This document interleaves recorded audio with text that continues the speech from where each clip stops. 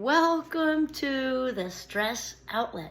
My name is Dr. Kimberly Quinn, and I'm here with little Giovanni Truman's downstairs napping in his little house that he likes. It's humid. He likes it down there because it's cooler.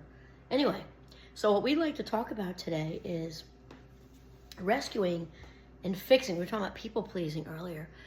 Rescuing and fixing are just very, very close cousins of people pleasing. You know, swooping in to fix somebody in a relationship, like the Great White Hope, that's also a form of codependency and a form of self-abandonment because you're living outside of your frame when you're doing all that stuff.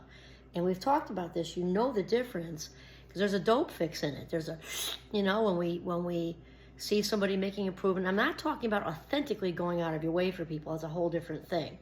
But when we're swooping in to rescue, that's very ego-driven, not authentic, because the ego is the evil twin of the authentic self, right? So we're swooping in to rescue from this place up here, trying to fix people's lives. And here's the other thing, is often what happens in those types of relationships is because of all that investment in that person, the person does often improve whatever it is they're trying to improve. And then there's no longer a need for you anymore since that's what you're doing, and they're done. And usually the relationship often ends. So here's the thing, that's obviously, not the healthiest. Not saying with judgment. Codependency behaviors are really, really very, very, very common, and they happen from how we're shaped, in our younger years and everything like that, and we bring them into adulthood.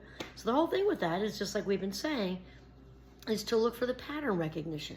I realize that when I enter into a relationship, I am drawn to people who need fixing in some kind of way. I then get a feel-good fix from that rescue swoop, and I'm aware of it because we can't do what we don't know.